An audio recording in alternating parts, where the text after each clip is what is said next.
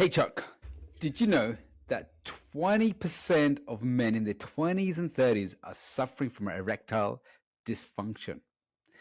And did you know that 40% of men over 40 suffer from erectile dysfunction?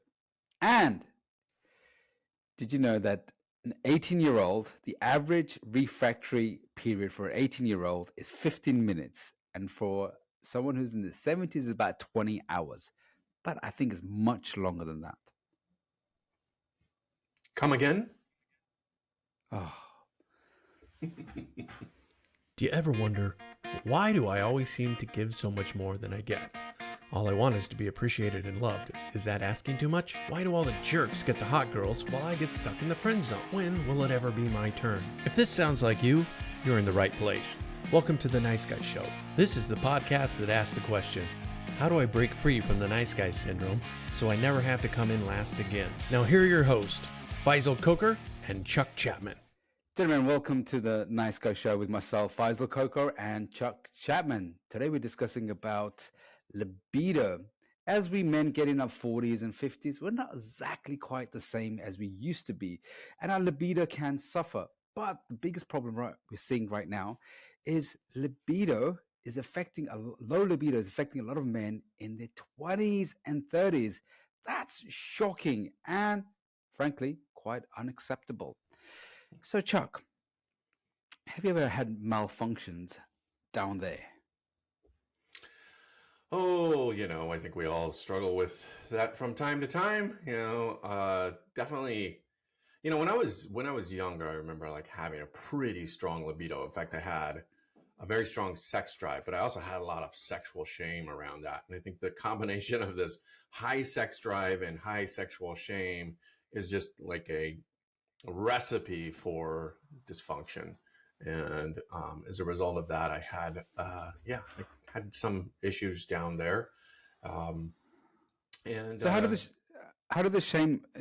What was the shame? Or so let's help some of the guys understand this as well. So, Sure. sexual shame. What is sexual shame, and how does that affect us? Well, I think sexual shame, especially for me, okay, and I grew up in a very religious household, as I talked about before. And so sex was one of those things that was Mm. considered sinful, anything outside of marriage. So anything like masturbation or, pornography or any of those kind of things that younger guys are sort of naturally drawn to, um, was a was considered a sin, and sinful acts is considered doing something that is egregious towards God, and as a result of that, you're not in God's favor. If you're not in God's favor, then you're going to get squashed, essentially, Bad right? So, man. Yeah. so you have these strong sex drives, and yet you're supposed to repress them, and I think that kind of combination really set me up for some of that sexual dysfunction.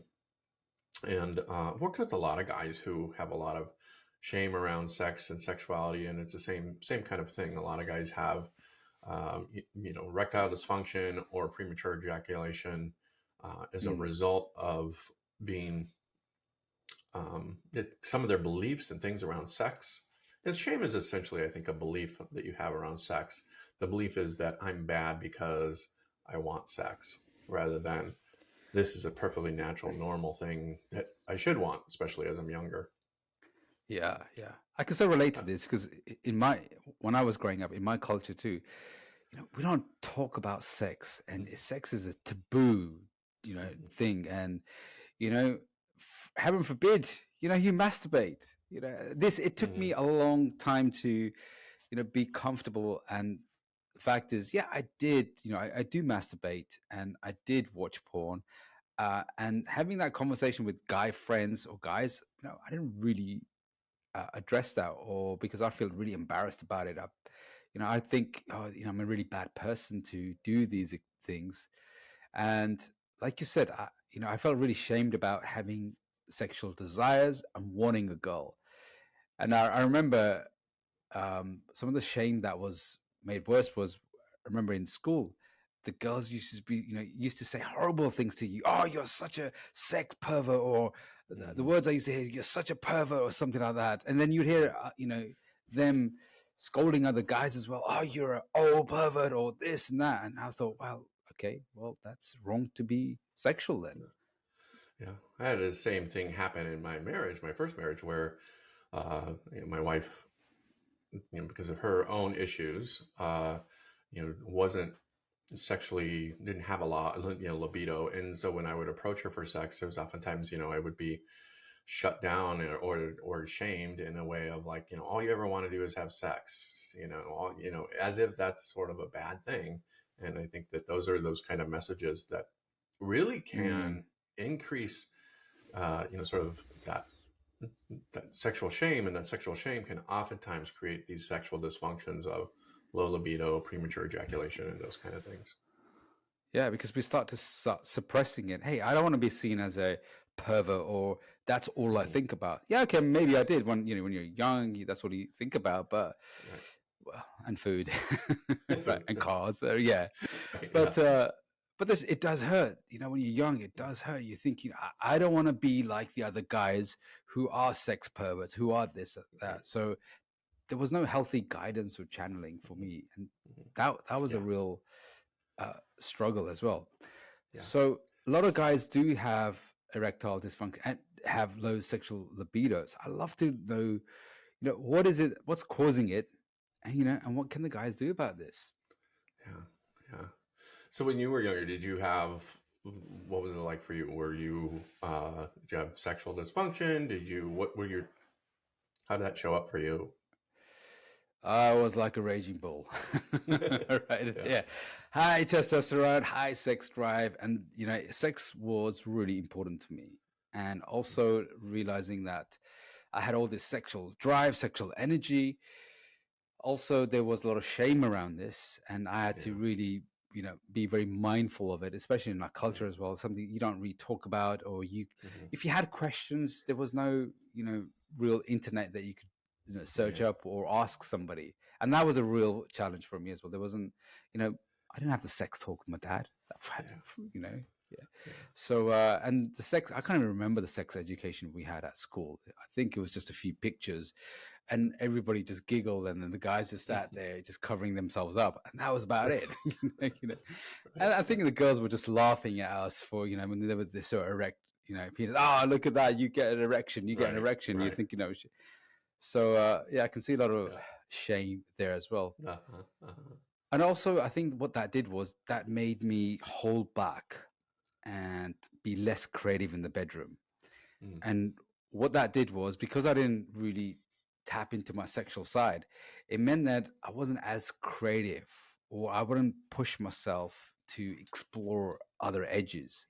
It was pretty, I would say, I had exciting sex life. I've always been very passionate. I had exciting sex life, but now where I'm now, it's far more exciting, far more, adventurous than ever I did. Yeah. I think especially for nice guys, that tend to put a lot of emphasis around sex, but also being different than other guys as a result, so that is the nice guy seduction of like, oh, I don't want her to think that I don't want her to think that I want to have sex with her. Instead, it's kind of like, I'm going to just kind of, lean in a little bit. And if she leans in, then that means I can lean in a little bit more. And, and I think that because we're nice guys are ashamed of our sexuality, we don't express our sexuality. And as a result of that, then, we hide our sexual shame. Okay. And then when we do have sex, we have this feeling of sometimes guilt, remorse. Don't understand that sometimes that's just kind of that refractory period that happens after you have sex. And so we walk around with even more and more shame. It's that reminded me of sometimes I was definitely that guy who would hide my sexual agenda. It was like, all you want to do is get into knickers. No, I don't. Yes, you do. Well, no, I just want to get to know you. Sometimes you do want to get to know the person. Sometimes you just want to have it off with them. And that's the truth. That lying and boldness makes such a difference, because nice guys, we just really hold back on the truth. And actually, we are sexual men. We are sexual beings, and we have a sexual drive, and it's okay, regardless of what shaming and naming you get. I remember I was with this girl, and then she, incredible Swedish girl, and she flew over to see me and spend the weekend with me. And I had met her before, and there was this blonde Swedish girl in my house, right? And and I just had this phobia of like trying to get more intimate with her. And all these overthinking things started to come into my mind. Was like, well, if I have sex with her, that means I'm obligated to be in a relationship with her. Then if I have sex with her, and then if I say to her, hey, listen, it's just for the weekend, and then she gets upset, I don't know how to handle that. So there was lots of insecurities, overthinking, ruminating. And all she said to me, she said, really, stop fucking overthinking, just relax and just enjoy the moment. We don't know what the future is. And I'm like, I know, but I've been hurt before, and you might, change your mind or do something. And she goes, just relax and be. And that kind of like really helped me to sexually relax as well, because I was really tense in that moment. Yeah. So yeah. Well, what are some practical ways you think that guys can sort of increase their libido, their sex drive, the thing that, so rather than repressing our sexuality, we're increasing it, embracing it? All right. So let's start with number one, right? There are some 4 things that we've listed that help us to increase our libido. And a lot of guys do struggle with this. So let's have a look at number 1. Just have a look at some of the basics, right? Again, gentlemen, this is just our, coaching advice. This is not professional advice. This is not medical advice. Please seek medical assistance or physician to, have any of the issues that you have dealt with. So this is just our kind of like opinion on this one. Okay. So let's look at number 1, food, right? Guys with low libido have something in common. They have rubbish intake of food, high sugary, right? Fatty, like wrong kind of fats food. And they're just not looking after their body. They're putting in a lot of crap. Yeah. What kind of foods would you suggest? All right. So first of all, what I had to do was cut out all the fast foods, takeaways, going out. I love food, right? I love takeaways. I love pizzas. I'm a foodie, right? So one of the things I had to do was start cleaning up my diet. And I would say it's about 60% clean, 40%, naughty, but sometimes it's like 50. You still have the dirty kebab every once in a while. Oh, do I love dirty kebabs after a drinking again. So let's talk about some of the stuff, right? Things that have really helped libido is high, testosterone increasing food. So men with low libido have low testosterone, right? So now what I've started to do is add more fat in my diet. So more meats in my diet, more vegetables, smoothies, nuts. So good fats, avocado, eggs. Yeah, the protein. And protein, so a lot more protein, a lot of more good fats. I was one of these guys, who saw that, hey, fat free. I thought, okay, it's fat free. That's good for you. In my opinion, what I've learned is that they're worse for you because they're more processed. There's a lot of shit put into them, and processed stuff our body finds are very difficult. So, good foods, and plenty of water. Right. Yeah. Plenty of water. First thing I do, get up in the morning, have at least a liter or 2 of water. And you'd be surprised, right? Having 1 liter of water, you'd be surprised how much energy it gives you, how much lasting energy it gives you. Yeah, that's great. I know one of the things that I've discovered, earlier on, is, alcohol consumption. Like, that is probably one of the bigger libido killers that guys don't really recognize because of what's going on in your body. One is the alcohol is full of sugar, and your body has a hard time processing the sugar, and as a result of that, it affects your testosterone level. one of the things that alcohol does is it's a depressant, right? And the depressant isn't necessarily, you think about, well, when I go out and I drink, I actually I'm feeling really excited. That's not the depressive part of it. The depressive part of it is that when you go out and you drink, you have high doses of the dopamine, and then your body isn't able to replace the dopamine that was there because you had this big scoop, handful of dopamine. And Yeah. then so it takes you longer for your body to get those levels back up. And as a result of that, you can feel lethargic, you can feel tired. The other thing that alcohol does is that it shuts down parts of your body that are necessary for longer term survival. And one of the things that's going to shut down is your sex drive, because um, sex drive is something that you need for long term survival, not short term survival. And as a result of that, your body, that dysfunction that happens in your body, oftentimes is related to the shift in your chemistry, your body chemistry, so that you can't perform the way that you wanted to.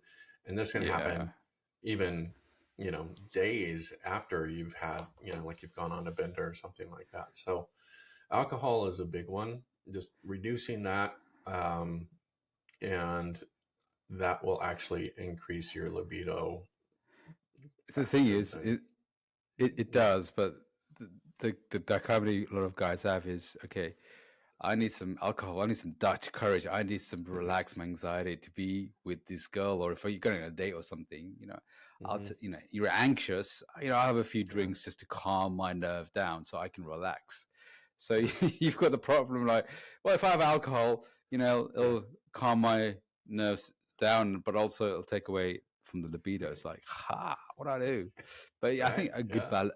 a good balance there. And when you practice a lot with dating and getting good with women, you won't need alcohol. You can still have fun. Mm-hmm. Mm-hmm. Yeah. Okay. Yeah. Let's have a look at number 2. So what's number 2, Number Chuck? two is exercise. So walking, swimming, strength training, combat sports, boxing, MMA, jiu-jitsu, those kind of things. Any type of exercises you can do, because you're getting the blood flowing, you're getting the body moving, you're waking your body up. And when your body's awake, then you're Mm, more likely to have an increase in your sex drive. Okay. So just getting that body going and moving. Not only that, you get into shape, and so you have more endurance, you have more energy, and these kind of things, coupled with the food and the diet and exercise, like what that's going to do is going to make you A, feel more attractive, and B, yeah. makes you feel more confident. And then it is going to give you more energy and more that blood flow. Again, you're increasing the blood flow, right? And little man, he works on blood flow. So we need to have good blood flow working in our body. So exercise is a great way to get that moving.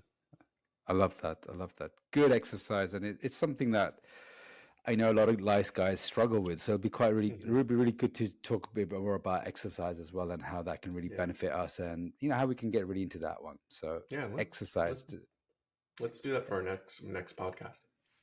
cool. So let's look at number 3. Number three. Here is yeah. So no, this is so important as well for a good libido, good mind, and good emotions is sleep. Mm-hmm. Right. Mm-hmm. I hear this so often, and again, a lot of nice guys struggle with this, is Mm-hmm. sleep discipline.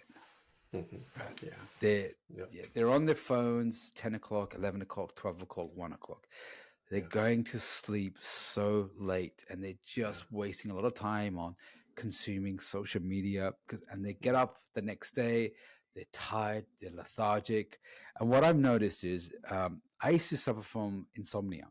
And one of the things about insomnia is if it takes you more than 45 minutes to go to sleep, that's, Mm-hmm. insomnia. And it used to Mm-hmm. take me ages to go to sleep. I'm like, my brain is wired thinking. Mm-hmm. I tried everything to go to sleep, but I tried meditation, showers, hot showers, but I tried so many things. Mm-hmm. Chuck, do you know the one thing that really worked? What's that? Right? Sleep discipline. Uh-huh. Uh-huh. Uh-huh. Tell me Going to more. bed, What's that? right? So for me, 10 o'clock is my cutoff time. Mm-hmm. Now, so everything at 10 o'clock, my phone goes off. I'm like, no more communication. And about 10, about 10, 10 past 10, my lights are off. I might read a little bit.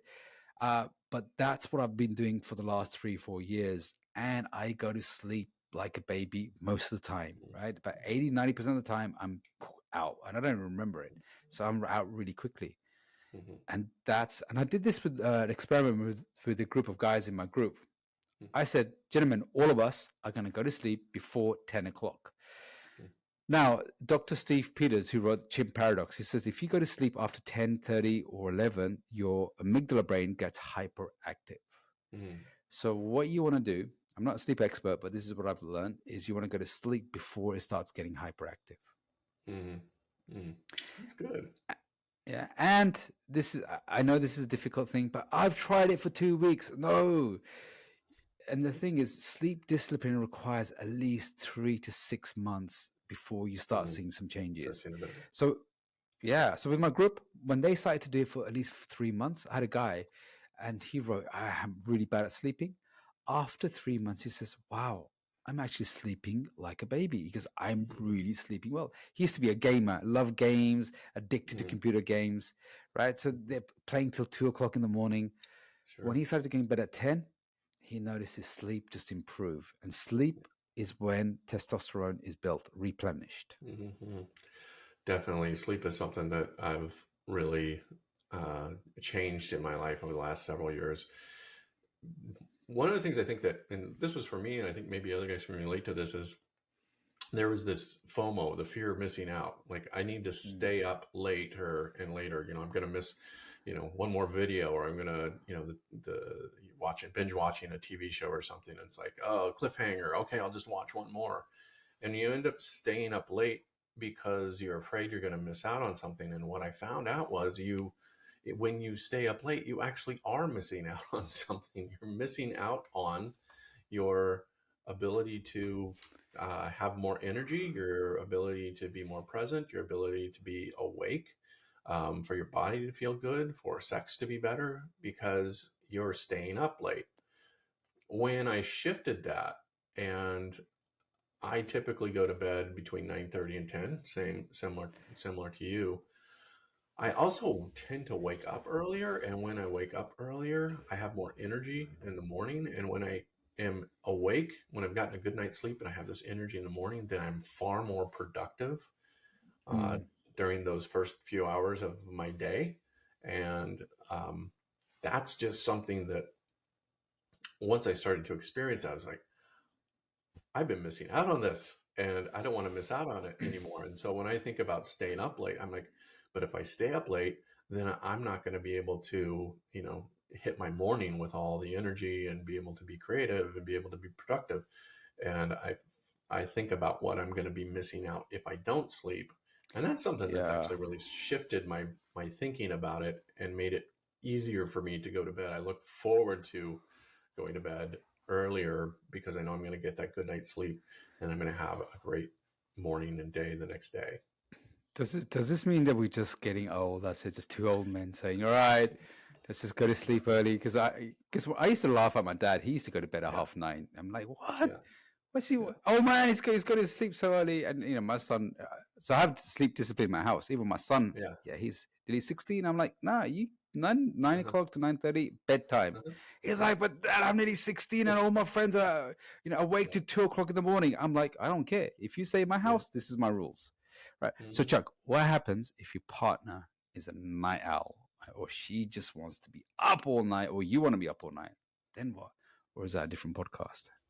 That might be a different podcast, but I think briefly, it was the opposite of my house. My wife was, she was the one going to bed at 9 o'clock, and part of the reason I switched my sleep schedule around was because she would go to bed and then I would crawl into bed, 4 or 5 hours later, in the middle of the night, and I missed out on that time, that intimate time to be with my partner in bed. And so one of the things I decided to do was to start going to bed earlier and go to bed at the same time she did and wake up at the same time she did, because Mm-hmm.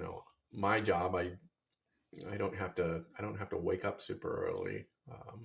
I can I can sleep in if I want to, but I found that by not going to bed with my wife, that actually started to um, sort of, it just wasn't healthy for the relationship. No, of course not. No. Yeah. Yeah, it does. You need alignment there as well. I think Yeah, absolutely. when you Absolutely. when you see, I hear a lot of couples, they're like different times, and guys like, Yeah. I'm a night owl, and I go to bed at 2-3 o'clock, and then she's in a different time zone. I think that can have a long term, Yeah. that can have a Yeah. impact on that as well. Yeah. All right. So what's number 3? Sorry, number 4, the last one. All right. So top 4. Last one. What's number 4? Sexual detox. All right. So what is sexual detox? Okay. So this is things like removing porn from your life, and not using masturbation as a stress relief. Staying up on social media and flipping through the Instagram girls. That's a sexual detox. And then I think just kind of overall complaining and moaning and having sort of a negative outlook on life. That these things, when we do these things, we're detoxing. We're actually, in the idea of detox is to get rid of the toxicity. So porn, excessive masturbation, social media, having a negative attitude, those are all toxic things that when we do them long enough, the toxicity basically poisons our life, and we're not living in optimization. So just being able to do that. And I oftentimes will tell guys to go on what we call kind of a feminine cleanse, which is just remove the feminine from your life to detox. And that's all things, that might be staying away from dating for a while. It might be staying away from having sex with your partner for a period of time. It's all about you resetting your body, getting rid of that toxicity, getting your brain chemistry back in balance so that you can have a healthier sexual experience in your life. So when you're doing this in combination, when you're eating really well and you're getting a lot of sleep and you're exercising and you've detoxed all of that sexual shame out of your system. I mean, think about that. If you did that solidly for, let's say, a month, you got 8 hours of sleep and you were exercising and you were just eating really well and you weren't looking at porn, how do you think you would show up in the bedroom? I mean, just So imagine that for a powerfully. second. How would you show up with her? She's there. She is. She's on the bed. She wants you. Imagine that. Imagine the kind of energy you would bring. I am imagining that. Yeah. I am picturing it, right? Exactly. Yeah. And so when you think about that kind of stuff, that will help shift your mindset away from, oh, I'm feeling stressed out, everything's negative. I might as well, eat some fast food and go jerk off, watch porn. Exactly. Yeah. We always end up taking that. Things is going to bring you more satisfaction in life overall. Yeah. Exactly. And, we take the path of least resistance, but it takes a lot of hard work, to do the good things that we want in life. So, for example, I've stopped, watching porn. That was like 1st of Jan 2020. While every guy during COVID is double downing on porn, me and the guys in my group, we were doing the opposite way. We were swimming the opposite way. I said, right, guys, let's get rid of porn from our lives. Let's, get rid of this. Right. And we did a detox where we were doing no ejaculation as well. So, I mean, you can masturbate, but not ejaculate. And every time you ejaculate, I think in French, masturbation or ejaculation is called like mini death or something. That's what it is. When we ejaculate, we're like, oh, that's it. Now I just want to rest and sleep, right? Imagine when you're having coitus, right? When you're having intimate times with your partner and you withhold from ejaculate, that energy stays with you. And now when I practice this, I'm like a raging bull for a very long time. Even I'd go to sleep and the next morning I'm get up, my sexual energy, it's at its peak. When you can sustain that for a week or two, she'll feel your sexual vibe even without you doing anything. And women can feel Mm-hmm. that, right? Remember, Yeah. women have 2.5 times more mirror neurons, so they'll feel you a lot more. So sexual Mm-hmm. detox can, escalate, you in the Yeah. bedroom. Yeah. Yeah. So is there anything else, Chuck, that we can work on? Just a quick summary of anything else that we can address to help the libido. Sure. I think one of the important things is to understand too about like trauma, how that can affect your libido, your sex life. If you've Mm, had any kind of sexual trauma in your background, oftentimes that will be something that you need to deal with, and either a good therapist or working on that within a therapy group. Those kind of things can be really helpful when you address your own trauma. And there's so many people out there, unfortunately, who have experienced sexual trauma, sexual abuse, um, in their childhood, especially, but also, in teenagers and even as young adults, we can experience these sexual traumas. I know I've worked with several guys, and when I talk about sexual trauma, it's not just, about sexual abuse, but I've worked with guys who have, been in situations where they're having sex with a girl and they can't get it up. And then she starts to shame them and call them, names, mm, or, get angry with them and that kind of thing. Like that's a real traumatic event that your brain records. And then, the next time you're in that situation, the brain's going to just be like, hey, last time we were here, this happened. So let's not do that again. And you start to, your body isn't working the way that you want it to. And it's not your fault. It's your body doing its job, trying to protect you. So abs- I think that dealing absolutely. with trauma is a huge, huge thing that guys can work on. Yeah. When you were talking about, when guys have performance anxiety and they turn up and your baton isn't working as it should be, and and you're there and you're going, and then sometimes what's happened is when I've had performance or sexual anxiety, there's a lot on my mind, there's lots happening. uh Rather than just ignoring it and hoping that things will get better or hope she doesn't notice it, that's what you're psychologically Mm-hmm. thinking. But just be really open and honest and like direct with her and say, hey, listen, look, I'm just under a lot of pressure. Sometimes, things like this will happen. I don't want you to personally take this. Yeah. Right. This is Yeah. this is no reflection on you. Sometimes my physiology does things that is beyond my control.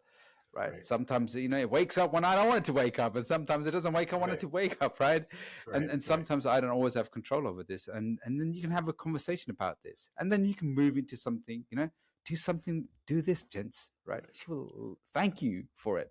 Right. Do more foreplay, Mm-hmm. get more Mm-hmm. sensual. Yeah. Right. You Yeah. don't always have to do the penetrative stuff. Right. Give her amazing aftercare, stroke her hair. Yeah. Yeah. Right, just Yeah. kiss her neck. There's so many things you can do. For women, the Mm-hmm. sexual experience is just not penetrative, it's the whole enchilada. Yeah. I think another thing that I try to uh, practice myself and help other guys practice this is like get out of your head and into your body. One of the things that we do as nice guys, especially, is we get into our head and we start thinking and having anxiety like, oh, if I can't get it up, then she's going to be disappointed. If she's disappointed, then she's not going to want to be with me. And she's not going to want to be with me, then I'm not going to be able to have sex again. And it just becomes this sort of round and round thing. And you guys probably know what I'm talking about.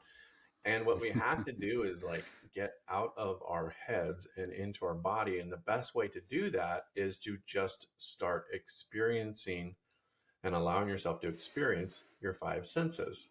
What do I see? Yes. What do I feel? What do I smell? What do I taste? What do I touch? And as you get into your senses and you start focusing on that, curves of her body, the smoothness of her skin, the smell of her neck, the looking at her, you get out of your head and into your body, then your Yeah. body starts working. And that can be a really great way. It's almost like a meditation to be able to kind of Mm. move out of here in the ruminating brain and the monkey brain that's just going and slow everything down. Start with your breathing. Okay. Start breathing slower, breathing more methodically, bringing the pace down, oftentimes that can be really helpful as well. Oh, I love those tips. They're so useful as well. And that's something that I was taught as well, to go into your body. I'm like, what does that mean? You're in your Yeah, head. What yeah. does that mean? Yeah. Because we're thinking things. And a lot of We're guys thinking. sometimes, yeah, and sometimes you could be with your partner and you're fantasizing about other things. And that can play again, that disconnection, she can feel that disconnection as well. One of the great practices I do, and I don't always get this right, but some of the practices, just like, feel her body, just feel her skin, and then feel the senses coming through that, because that helps me to calm down, relax. Yeah. And don't have expectations, right? Don't have like there has to be an outcome. We have to achieve an orgasm. We have to achieve this. Just let it be. One of the best sexual experiences I've had is, we're gonna leave on a peak. So because sometimes, sometimes you have the foreplay and just leave it at that sexual energy. And you don't have to penetrate, you don't have to do anything, and go to sleep, and you're both sexually charged. Lead in that place, right? When guys start leading in the bedroom, they start leading everywhere else. Just continuously lead on that one. Yep. Yeah, absolutely. That's such a great idea. Be a leader and start with leading yourself. Okay. That Absolutely. you're taking care of yourself, right? Through these things that we've talked about, and you're out of your head and into your body, then most likely what will happen is that your body will take over and it'll start doing what it is that you want it to do, rather than trying to make it do what you want it to do. Because Yeah. when we have expectations and we try to make our body do something, the body's just going to shut down.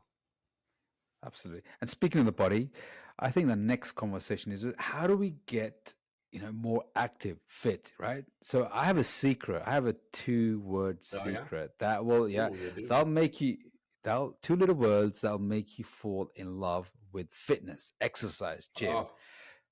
Right. So let's do this in the next one. All right, gentlemen, thank you so much for this, and hopefully this has helped your libido and your bedroom antics to take to a next level. Any questions, anything like that, please reach out to myself or Chuck at theniceguyshow.com. See you in the next episode. You've been listening to The Nice Guys Show, the podcast that helps nice guys move past their insecurities and fears into the fullness of their masculine strength and confidence. Be sure to like and subscribe to our podcast and check out the website niceguyshow.com for more information on how to connect with Chuck and Faisal. Until next time, keep living your best life.